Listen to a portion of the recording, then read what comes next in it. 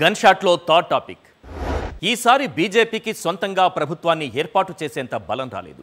అయితేనే ఎన్డీఏలోని పార్టీల మద్దతుతో కేంద్రంలో మూడోసారి ప్రభుత్వాన్ని ఏర్పాటు చేస్తోంది. కాస్త హడావుడిగానే చకచక ఏర్పాట్లు చేసింది.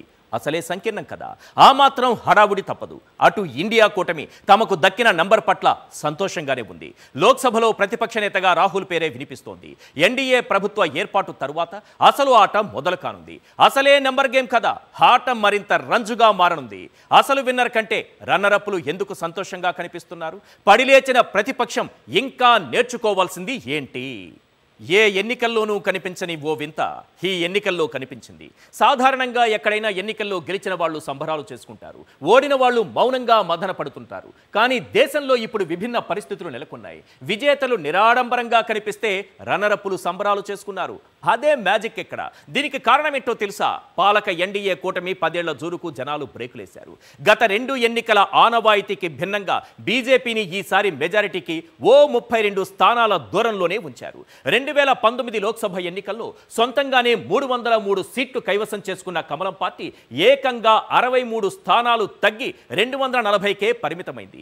ఈ దెబ్బతో మోడీ శకం మొదలయ్యాక తొలిసారిగా ప్రభుత్వ ఏర్పాటుకు ఎన్డీఏ భాగస్వాములపై ఆధారపడాల్సిన పరిస్థితి ఏర్పడింది. ఈ ఎన్నికల్లో ఎన్డీఏ కూటమి కూడా చాలా కష్టం మీద మెజారిటీ మార్క్ 272ను దాటింది. 2019లో 353 సీట్లు రాగా ఈసారి 293కే పరిమితమైంది. మరోవైపు 2019లో కేవలం 52 సీట్లతో కుదేలైన కాంగ్రెస్ బలం ఈసారి దాదాపు రెట్టింపైంది. 99 సీట్లలో గెలిచి సత్తా చాటింది. కాంగ్రెస్ సారథ్యంలో ఇండియా కూటమి కూడా అంచనాలకు మించి రాణించింది. అందుకే అటు గెలుపు బీజేపీకి పూర్తి స్థాయి ఆనందాన్ని ఇవ్వలేదు, ఇటు ఓటమి కాంగ్రెస్లో పూర్తిగా నిరుత్సాహాన్ని నింపలేదు. ఇటు ఎన్డీఏ మూడోసారి కేంద్రంలో ప్రభుత్వాన్ని ఏర్పాటు చేస్తున్న వేళ, అటు కాంగ్రెస్ బలంగా పుంజుకున్న వేళ కొన్ని ప్రశ్నలు వినిపిస్తున్నాయి. అవేంటో ఒక్కసారి మనం స్క్రీన్ పైన చూద్దాం.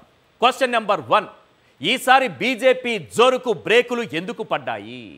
క్వశ్చన్ నెంబర్ 2, పడిలేచిన కాంగ్రెస్ ఇకపై మరింత పుంజుకుంటుందా? క్వశ్చన్ నెంబర్ 3, పలు రాష్ట్రాల్లో ప్రతిపక్షాల ప్రతిఘటన ఫలించిందా? క్వశ్చన్ నెంబర్ 4, సంకీర్ణ ప్రభుత్వాలు నేర్పుతున్నటువంటి గుణపాఠాలు ఏంటి? కేంద్రంలో మళ్ళీ ఎన్డీఏ ప్రభుత్వం ఏర్పాటవుతున్న వేళ వినిపిస్తున్నటువంటి ప్రశ్నలివే. ముందుగా బీజేపీ గురించి మాట్లాడుకుందాం. బీజేపీ ఈసారి 36.58% ఓట్లు సాధించింది. ఇది 2019తో పోలిస్తే 0.72% తక్కువ. 2019 కంటే ఎక్కువ స్థానాల్లో పోటీ చేసిన పార్టీ ఓట్ల శాతం తగ్గిపోవడం ఓ విధంగా కమలానికి అలర్టులా మారింది. కీలకమైన యూపీలో ఈసారి బీజేపీకి ఏకంగా 29 సీట్లకు కోతపడింది. మహారాష్ట్రలోనూ గట్టి ఎదురుదెబ్బ తగిలింది. అక్కడి 48 స్థానాల్లో 2019లో 43 సీట్లు ఒడిసి పట్టినటువంటి ఎన్డీఏ ఈసారి కేవలం 17కు పరిమితమైంది. బీహార్లోనూ ఎన్డీఏకి 9 సీట్లకు కోతపడింది. 2019లో క్లీన్ స్వీప్ చేసిన రాజస్థాన్లో కూడా బీజేపీకి ఈసారి 11 సీట్లకు కోతపడింది. కర్ణాటకలోనూ పార్టీ బలం 25 నుంచి 17కు తగ్గింది. బెంగాల్లో 6 స్థానాలు తగ్గాయి. మరో క్లీన్ స్వీప్ రాష్ట్రం హర్యానాలోనూ ఈసారి బీజేపీ 5 గెలిచింది. ఇక మధ్యప్రదేశ్, గుజరాత్, ఒడిశా లాంటి రాష్ట్రాల్లో సత్తా చాటడంతో అధికారానికి చేరువైంది. అయినా ఆ పార్టీ 2019లో పోటీ చేసి విజయం సాధించిన వాటిల్లో దాదాపు 3వ వంతు స్థానాలు కోల్పోయింది. జరిగిన నష్టంలో కొంత భాగాన్ని ఈసారి ఇతర ప్రాంతాల్లో విజయాలతో పూడ్చుకోగలిగింది. ఒడిశా, తెలంగాణ లాంటి రాష్ట్రాలు దానికి బెస్ట్ ఎగ్జాంపుల్. ఏదైతేనే ఎన్డీఏ పక్షనేతగా మోడీ ఎన్నికైపోయారు. ప్రభుత్వాన్ని కూడా ఏర్పాటు చేస్తున్నారు. కాకపోతే సంకీర్ణ ప్రభుత్వం కదా, కాస్త జాగ్రత్తగా ఉండాలి. భూపేష్ బఘేల్ లాంటి నేతలు 6 నెలల నుంచి ఏడాదిలోపు లోక్సభకు మధ్యంతర ఎన్నికలు రావడం ఖాయమంటూ డేంజర్ బెల్స్ మోగిస్తున్నారు. ఇలాంటి కామెంట్స్కు కారణమేంటో తెలుసా? మోడీకి అటు ఇటు నిలబడ్డ వ్యక్తులు. వాళ్ళెప్పుడు కాడి కింద పడేస్తారో తెలియదు. సంకీర్ణ ప్రభుత్వాలు సాఫీగా సాగిపోయిన సందర్భాలు కూడా చాలా తక్కువ.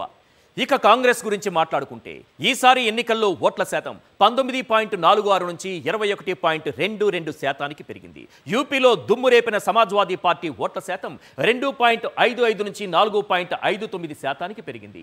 మాయావతి సారథ్యంలోని బీఎస్పీ ఓట్లు మాత్రం 2.04 నుంచి 1.58కి తగ్గిపోయింది. పశ్చిమ బెంగాల్లో తృణమూల్ కాంగ్రెస్ ఓట్ల శాతం 4.06 నుంచి 4.38% పెరిగింది. ఆప్ ఓట్ల శాతం 0.44 నుంచి 1.11కి పెరిగింది. దక్షిణాదిన తమిళనాడులో అధికార డిఎంకే పార్టీ కీలకంగా ఉన్న రాష్ట్రంలోని మొత్తం 39 స్థానాలను ఇండియా కూటమి గెలుచుకుంది. మరోవైపు రాహుల్ గాంధీ మాత్రం పోటీ చేసిన 2 స్థానాల నుంచి భారీ విజయం సాధించారు. ఆయనకు కేరళలోని వయనాడ్లో 3,64,000, యూపీలోని రాయ్బరేలీలో 3,90,000 మెజారిటీ వచ్చింది. మొత్తంగా కూటమి 234 స్థానాలను గెలుచుకుంది.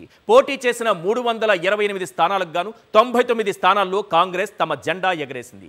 ఇంకొంచెం కష్టపడితే వచ్చే ఎన్నికల్లో తమదే అధికారం అన్న కాన్ఫిడెన్స్ ను సొంతం చేసుకోగలిగింది.